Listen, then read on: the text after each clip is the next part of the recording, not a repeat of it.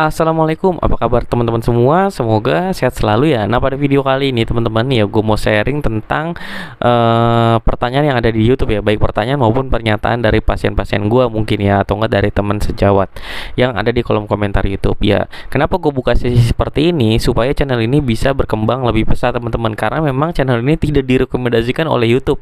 Karena ya taulah teman-teman ya, kontennya konten yang 18 ke atas semua kasarnya, konten yang bukan yang semua orang suka, jadi sulit untuk direkomendasikan. Padahal memang banyak ya di pelosok-pelosok daerah yang masih jauh dari fasilitas kesehatan ya, apalagi sulit untuk menjangkaunya. Nah, gue berharap dengan adanya video gue dan teman-teman bantu share dan like ya, dan komentar, gue berharap video ini bisa tersebar pada orang yang tepat dan yang membutuhkan, supaya dalam melakukan perawatan luka bisa jauh lebih baik ya teman-teman ya. Oke, gue jawab.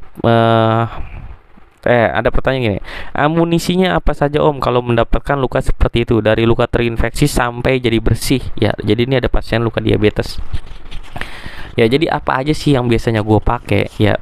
Yang pertama adalah edukasi teman-teman. Edukasi adalah kunci dari segalanya ya. Jadi biasanya gue pertama kali datang ke rumah pasien itu gue paling lama tuh diedukasi teman-teman, bisa 15-30 menit ya, karena tingkat pendidikan tiap orang itu beda-beda teman-teman ya. Ada juga orang, apakah orang yang pendidikannya tinggi itu lebih mudah diberikan informasi? Tidak juga teman-teman. Nyatanya orang yang pendidikannya tinggi kadang-kadang yang gue temuin ada yang justru malah lebih sok tahu. Jadi kayak mau ngadu ilmu jadinya. Jadi gue juga bingung ngejelasinnya. Sebenarnya asal gue menyampaikannya, kebetulan gue memilihnya bahasa-bahasa yang awam ya teman-teman. Nah, jadi mungkin dengan pendidikan tinggi atau pendidikan rendah pun gampang dicerna. Nah, alhamdulillah sih beberapa pasien gue yang sering gue temuin, jarang banget sih yang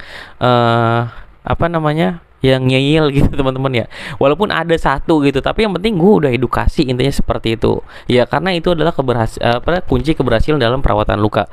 Apa aja yang sering gue gunain ya dalam perawatan luka? Yang pertama adalah produk gue sendiri, dari sabun, antiseptik, dan salep.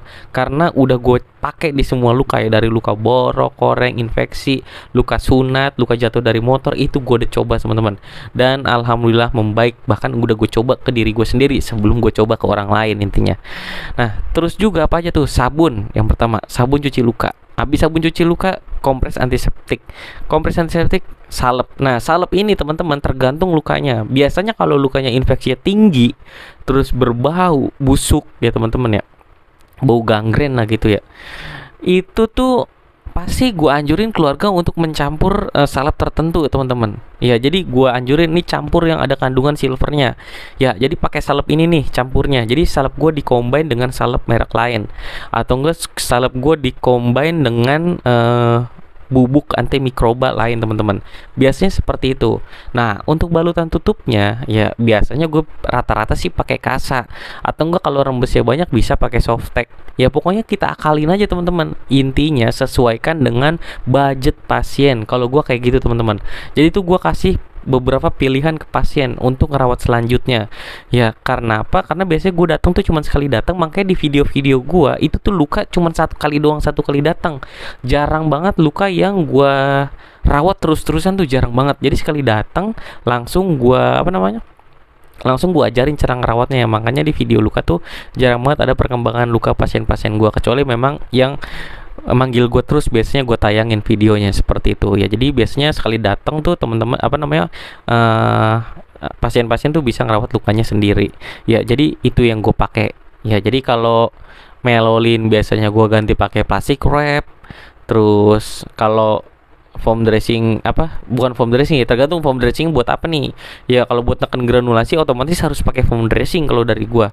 Tapi kalau untuk menampung rembesan cairan banyak ya, gua biasanya cukup pakai pembalut teman-teman ya. Jadi itu sebenarnya teman-teman tergantung ya, intinya sesuaikan dengan kebutuhan dan budget pasien. Intinya dari gua itu ya, sambil setiap ganti balutan dipantau lukanya, karena luka harus dikaji dengan setiap saat ya. Kalau habis pakai ini kok jadi begini ya, berarti ganti ya. Terus kalau bisa tanpa plester ya nggak usah pakai plester ya. Pakainya gue biasanya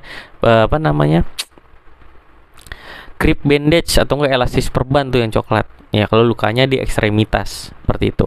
Sekian videonya kali dari gua, sampai ketemu lagi di video selanjutnya. Wassalamualaikum warahmatullahi wabarakatuh.